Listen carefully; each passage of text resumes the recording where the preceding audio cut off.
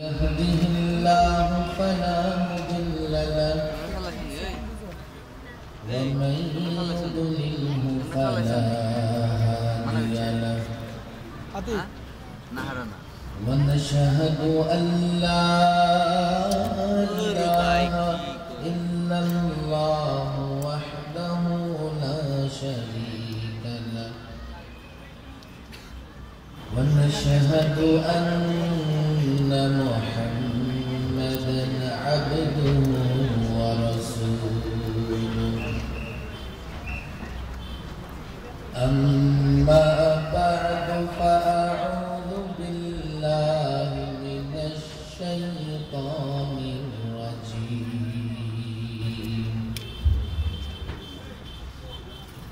بسم الله الرحمن الرحيم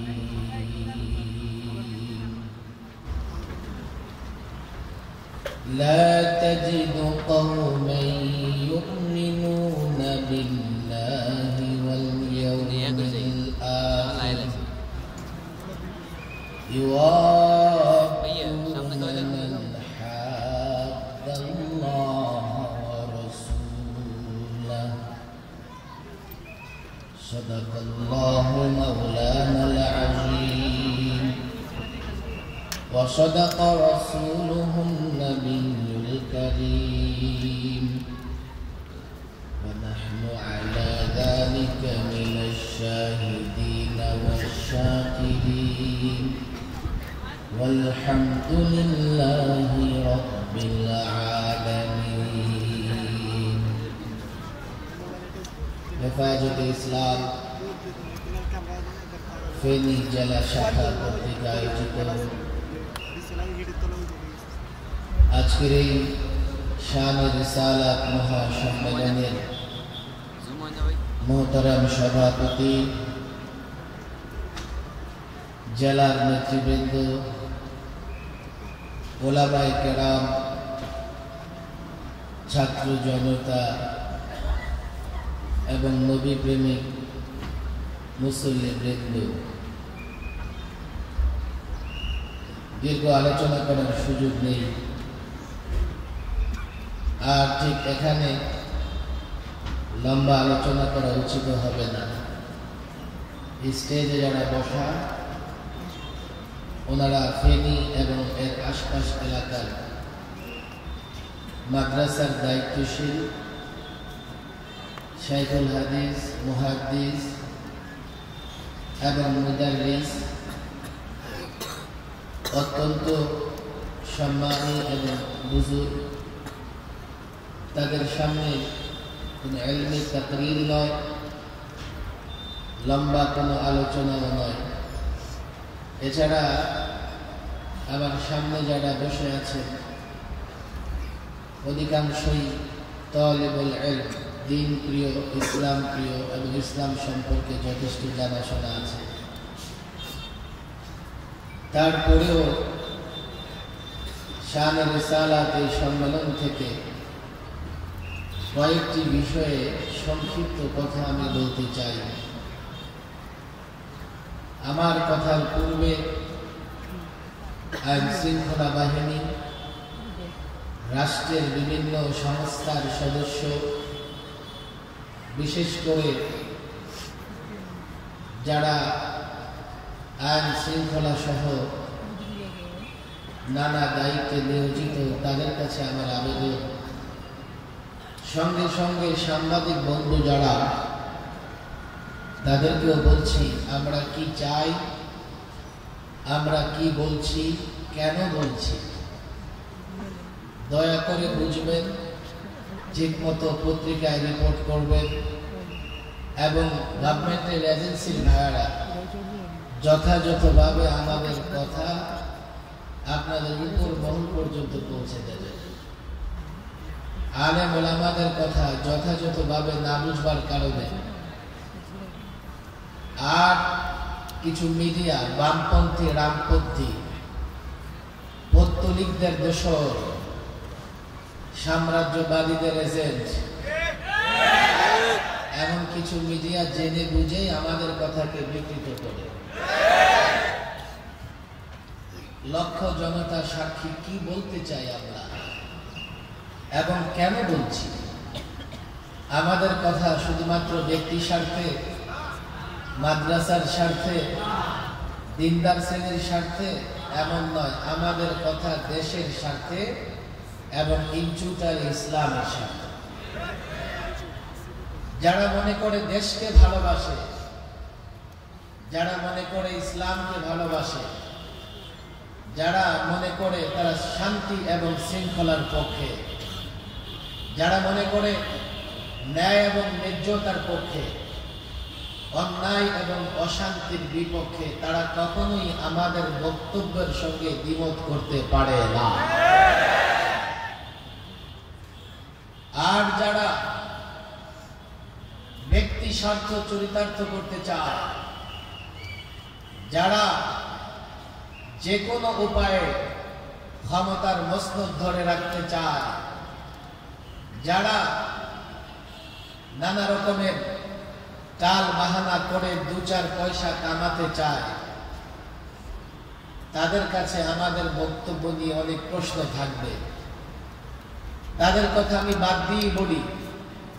যারা ব্যক্তি স্বার্থের চিন্তা করে, যে কোনো উপায়ে ক্ষমতার মসনদ আঁকড়ে ধরে রাখতে চায়, যারা মনে করে দেশ যেদিকে যাক না কেন ইসলাম থাক আর না থাক আমার মসনদ চাই, তাদের সঙ্গে আমাদের নয় দেশের মানুষের বিরোধ থাকবে, ছিল এবং চলতেই থাকবে। আজকের এই শানে রিসালাত সম্মেলন থেকে অনেকেই বলেছেন, আমি আলেম ওলামাদেরকে বলবো, সকলেই আপনারা জানেন পন্থা কি, পদ্ধতি কি, কি করে সামনে এগোতে হবে। তবে শুধু নিজে জানলেই হবে না, এক্ষেত্রে নিজেকে দায়ী বানাতে হবে, দায়ীর ভূমিকা পালন করতে হবে। আমরা কি চাই, কেন চাই, এই কথা যদি আমরা দেশের সাধারণ মানুষকে বুঝাতে না পারি, আমরা যদি দেশের মানুষকে বুঝিয়ে আমাদের সঙ্গে না নিতে পারি, তো আমরা আমাদের অভিষ্ট লক্ষ্যে পৌঁছাতে পারব না। হেফাজতে ইসলাম বাংলাদেশ তার প্রত্যেকটা দাবি, প্রত্যেকটা দফা স্পষ্ট। আপনারা জানেন আমি হেফাজতের 13 দফা প্রত্যেকটা দফা নিয়ে টেলিভিশনে বিতর্ক করেছি। বাংলাদেশের একটা বহুল প্রচারিত পত্রিকা 2013-তে ব্যানার হেডলাইন করে লিখেছিল যে হেফাজতের প্রত্যেকটা দাবি সংবিধান বিরোধী। আমি সেদিন টেলিভিশন টক শোতে বলেছিলাম যে প্রত্যেকটা দাবি সংবিধান সম্মত।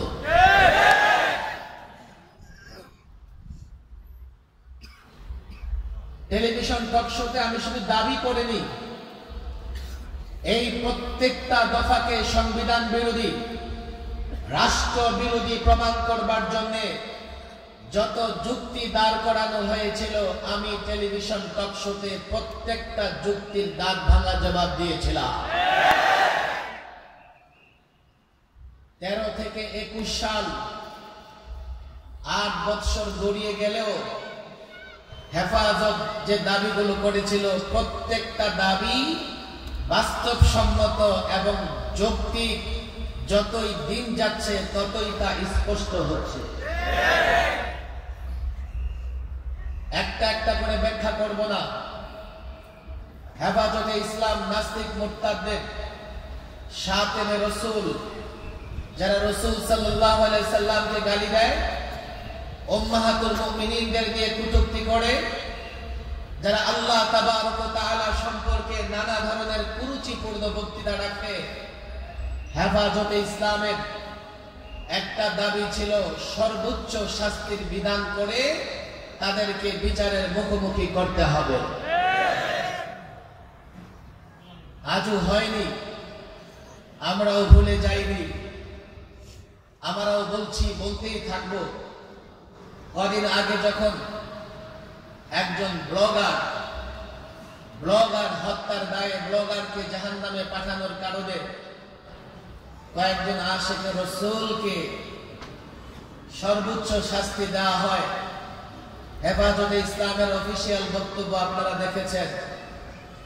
আমি শুধুমাত্র এই কথাই আপনাদেরকে বলছি যে কেন আমরা এই ধরনের যারা আল্লাহর রাসূল উম্মাহাতুল মুমিনিনদের নিয়ে কটূক্তি করে, কেন তাদেরকে সর্বোচ্চ শাস্তি দিতে হবে? আপনারা কয়েকজনকে আদালতে বিচারের নামে প্রহসনের মাধ্যমে তাদেরকে ফাঁসি দিবেন, মৃত্যুদণ্ড কার্যকর করবেন। আপনারা মনে করবেন যে এতেই আপনারা সফল।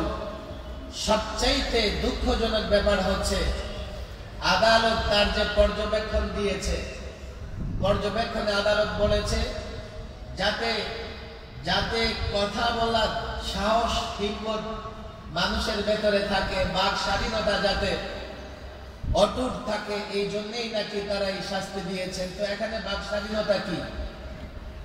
তাহলে আদালত পরোক্ষভাবে ওই বিচারপতি তিনি পরোক্ষভাবে বলতে চাইছেন যে রাসূলুল্লাহকে গালি দেওয়া, উম্মাহাতুল মুমিনিনকে গালি দেওয়া, এটাও বাক স্বাধীনতা। আমি অবাক হয়ে যাই, এর চেয়ে বড় অবাক হই যখন এর প্রতিবাদ আমাকে করা লাগে, এর প্রতিবাদ ওলামাদের করা লাগে। আল্লাহর নবীকে গালি দিয়েছে, যার অনুভূতিতে আঘাত লেগেছে, সে জানে কাউকে হত্যা করলে তার শাস্তি কি হতে পারে, জেনে শুনেই এই দায়িত্ব সে নিয়েছে। দায়িত্ব তো ছিল রাষ্ট্রের, যাতে রাষ্ট্রের শৃঙ্খলা বাকি থাকে, যাতে রাষ্ট্রের শান্তি, যাতে আইন শৃঙ্খলা পরিস্থিতির অবনতি না ঘটে, মানুষের ধর্মীয় অনুভূতিতে আঘাত দেওয়ার পথ বন্ধ করে দেওয়া। এবং যারা ধর্মীয় অনুভূতিতে আঘাত দেয়, বিশেষ করে আমাদের মহব্বতের প্রেম ভালোবাসার পুরো জায়গা জুড়ে আল্লাহর নবী মুহাম্মদ সাল্লাল্লাহু আলাইহি ওয়াসাল্লাম আছে। তোমরা তো মনে করো বাক স্বাধীনতার নামে কেউ আল্লাহর রাসূল আর উম্মাহাতুল মুমিনিনকে গালি দেবে, আর তোমরা এই ধরনের প্রহসনমূলক রায় দিয়ে তা বন্ধ করবে। আমরা তো রাসূলুল্লাহর ইজ্জত রক্ষার জন্য কলিজা পর্যন্ত কেটে দিতে প্রস্তুত।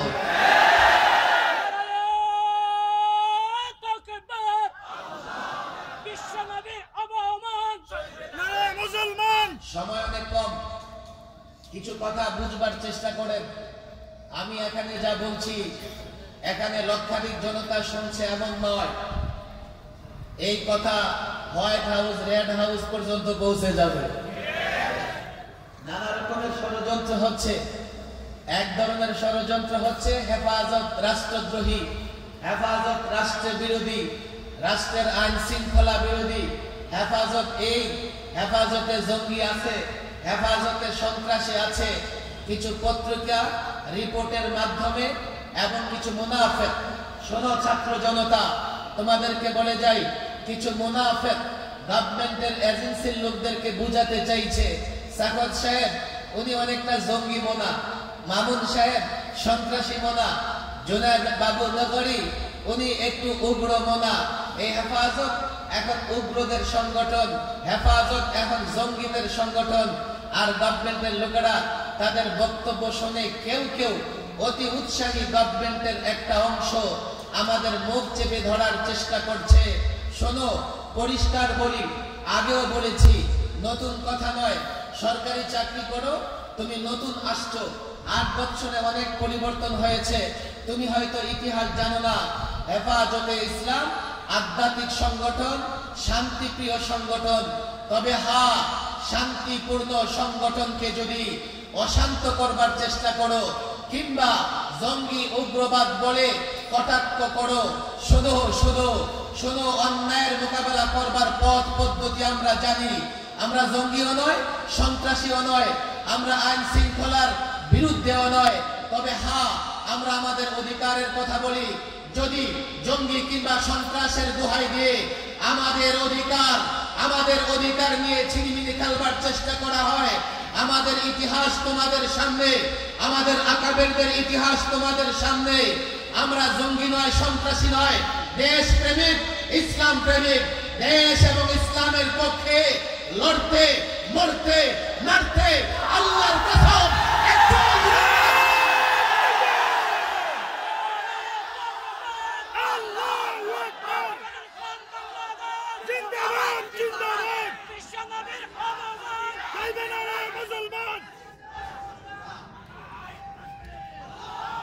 কিছু মিডিয়া আজকে নানা সময় আমাদের বক্তব্য বন্ধ করার চেষ্টা করা হয় একটা কারণ এটা যে আপনাদের বক্তৃতার মধ্যে উস্কানি আছে। আমি বলি এক মৌসুমে 200-400 বক্তৃতা করি, একটা বক্তৃতা দেখাও যেই বক্তৃতা আমরা রাষ্ট্রের বিরুদ্ধে দিয়েছি। আর রাষ্ট্রের বিরুদ্ধে আমি বক্তৃতা কেন দেব?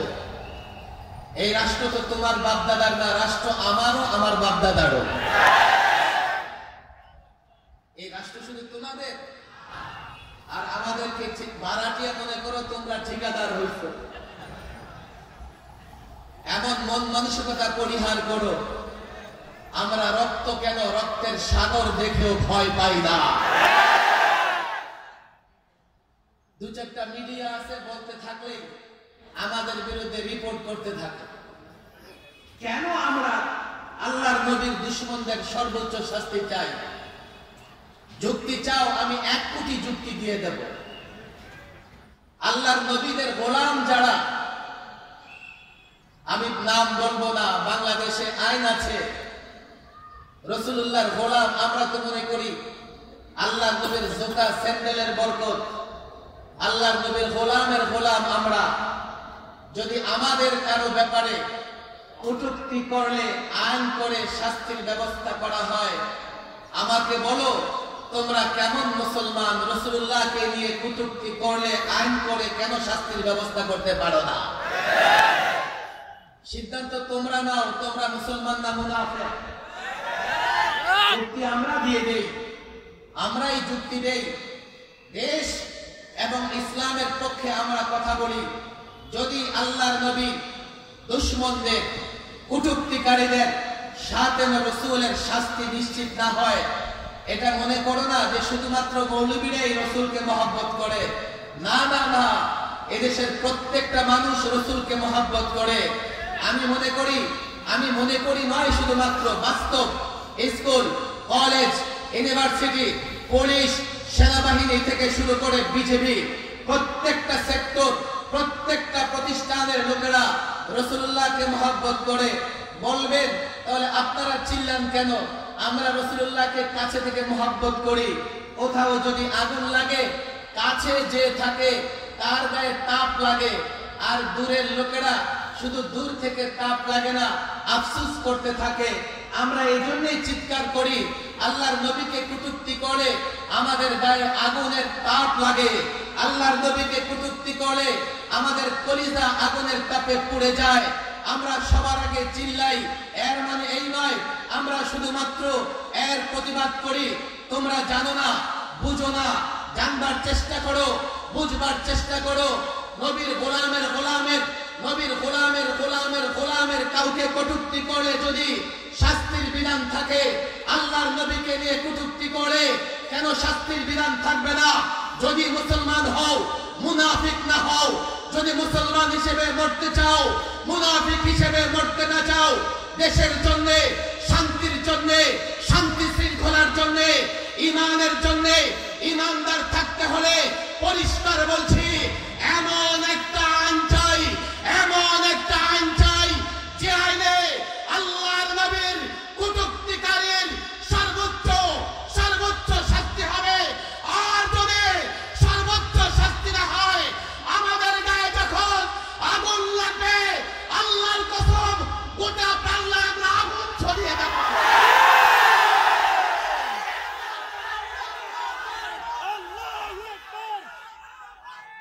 তোমরা যুক্তি চাও, আমি হাজারো যুক্তি দেব। দেখো, যে সমস্ত পশ্চিমা দেশগুলোকে তোমরা সেজদা করো, যে সমস্ত দেশগুলোকে তোমরা সেজদা করো, শোনো, আমি টেলিভিশন টক শোতে বলেছি, প্রত্যেকটা পশ্চিমা দেশের দিকে তাকিয়ে দেখো, ওইসব দেশে ব্লাসফেমি আইন আছে, ধর্ম অবমাননার আইন আছে। আমরা ব্লাসফেমি আইন চাই না।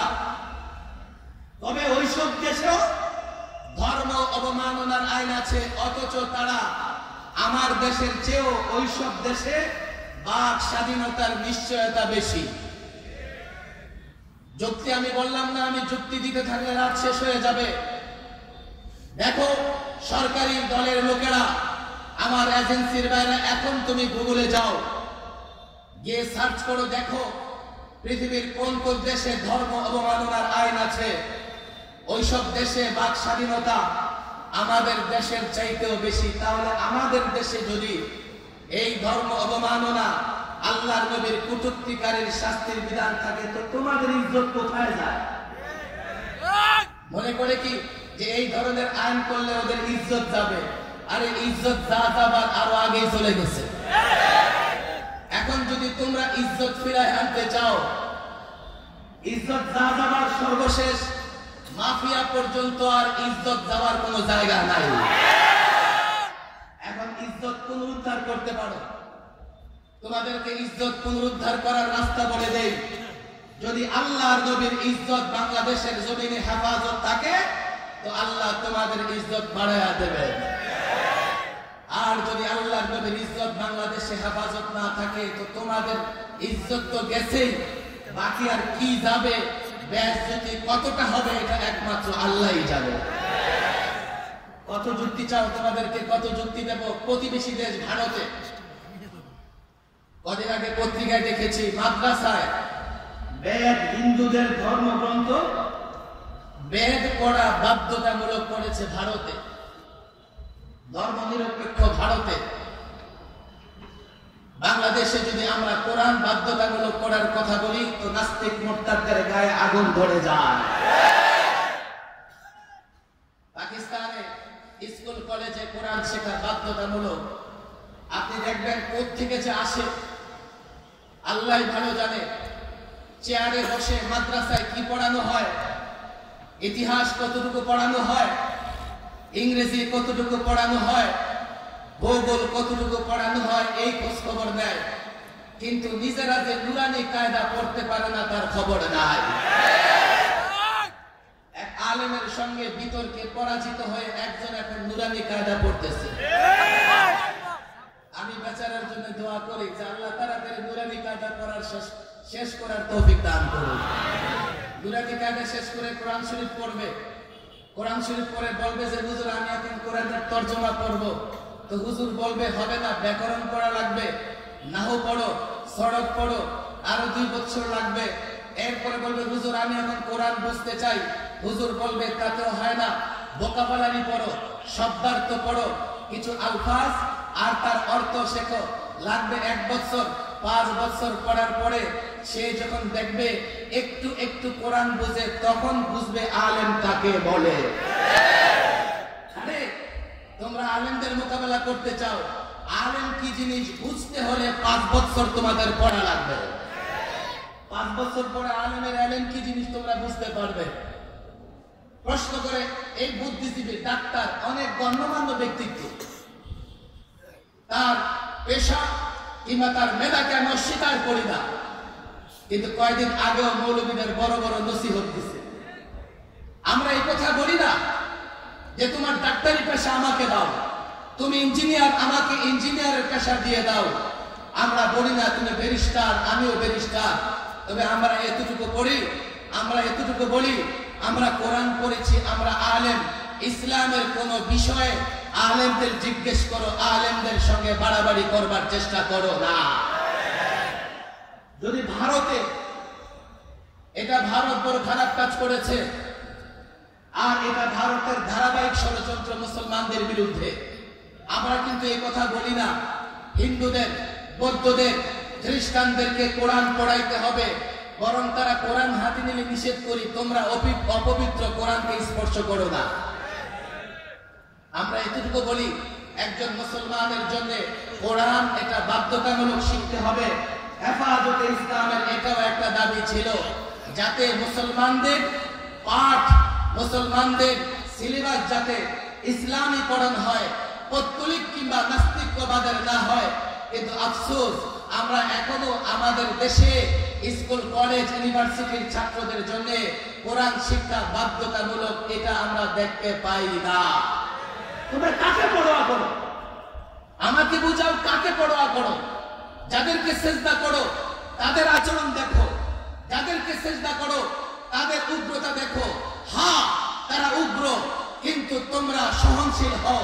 এইভাবে সহনশীল হও যে প্রত্যেকটা মুসলমানের জন্য ধর্মীয় শিক্ষা, আমি বলি না হিন্দু আমার ধর্ম শিখবে, হিন্দু তার ধর্ম শিখবে, এটা আমার অধিকার, হেফাজতের এটা দাবি।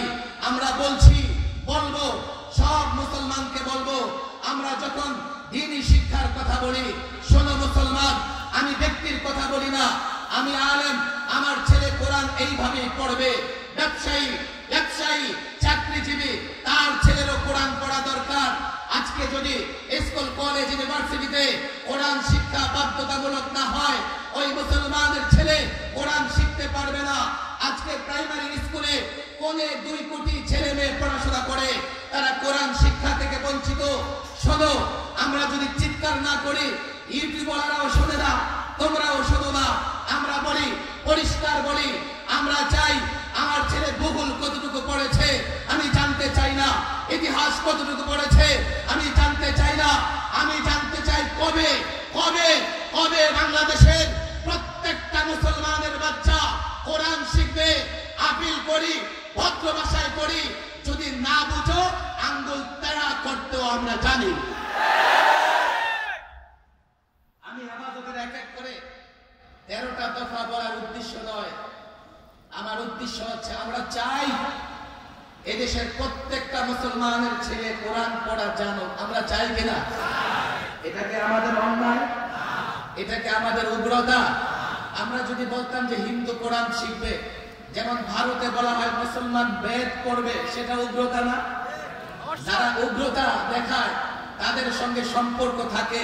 আমরা যারা সহনশীল দেখাই, তোমাদের এজেন্সির লোকদের মাধ্যমে কিছু মুনাফিক, এর মধ্যে টুপিদারি ওরাও আছে। আমি পরিষ্কার বলছি, আজকের দিনে এগুলো পৃথক করে ফেলতে হবে, পৃথক করে ফেলতে হবে। এ মুসলমান, হতাশ হয়েও না, হতাশ হয়েও না। কদিন আগে পত্রিকায় দেখলাম, কালের কণ্ঠ নিউজ করেছে, ইহুদিরা নাকি দাজ্জালের সাক্ষাৎ পেয়েছে। হতে পারে, দাজ্জাল তো আছে কোন এক দ্বীপে। রাসূলুল্লাহর হাদিস থেকে আমরা জানতে পারলাম দাজ্জাল কোথাও। এক হাদিসে এমন এসছে, দাজ্জালের হাঁটুর নিচ দিয়ে হাত দিয়া তার মাথার এইভাবে রেখে শিকল দিয়ে তাকে বেঁধে রাখা হয়েছে। হতে পারে কোন দ্বীপে আছে, ইহুদিরা তার খবর পেয়েছে। ইহুদিরা দাজ্জালের খোঁজ খবর পেয়ে খুশি, আমরাও খুশি। তবে আমরা এই জন্যই খুশি, যখন দাজ্জাল আসবে, হযরতে ঈসা অবতরণ করবেন এবং হযরতে মাহদী প্রকাশ পাবেন। কথা ঠিক না বেঠিক? আর দাজ্জাল ধ্বংস হয়ে যাবে হযরতে ঈসা আলাইহিস সালামের দৃষ্টিতে। হযরতে ঈসা দৃষ্টি দেবেন, দাজ্জাল পানির মতো গলে যাবে।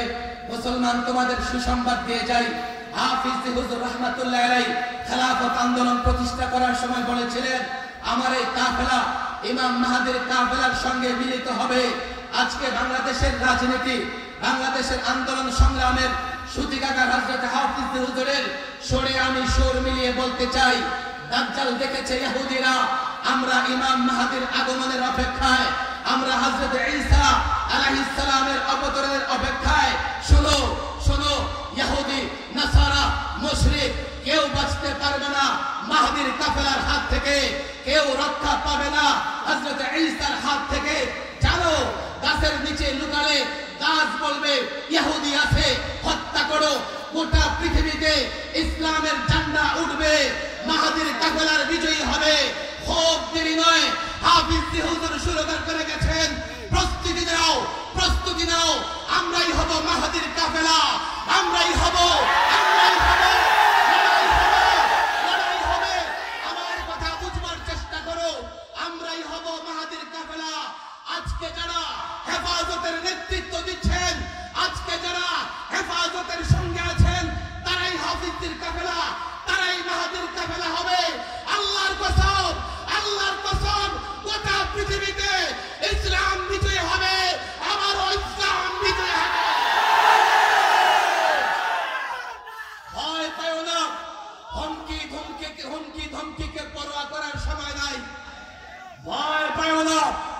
আমি সুসংবাদ দিয়ে যাচ্ছি, আমার মনে হয় খুব বেশি দিন বাকি নয়।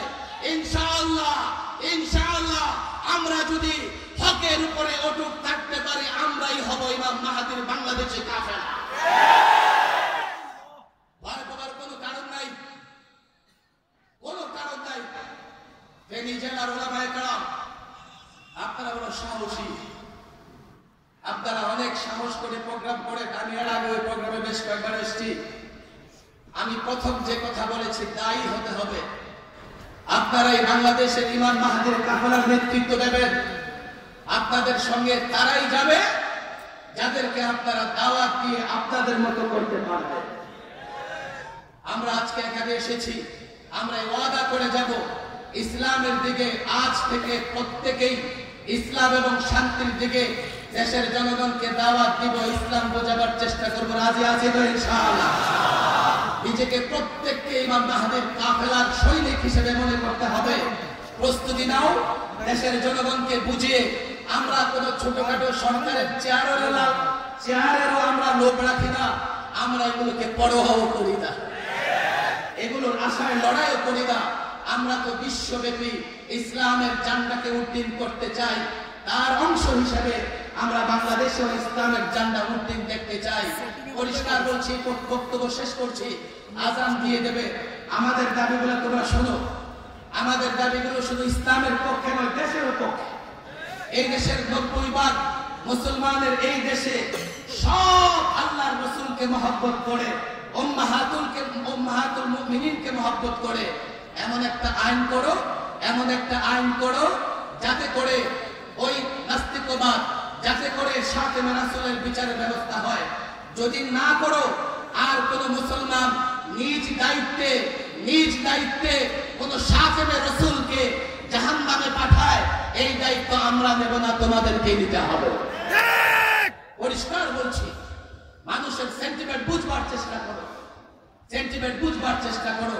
আল্লাহ তাবারক ওয়া তাআলা এই শানে রিসালাত সম্মেলনকে কবুল আর মঞ্জুর করে নিন। অনেক মুরব্বী এখানে আছে, আমি আমার কিছু কথা বললাম, জানি না কোন মুরব্বী কারোর মধ্যে যদি কষ্ট লেগে থাকে।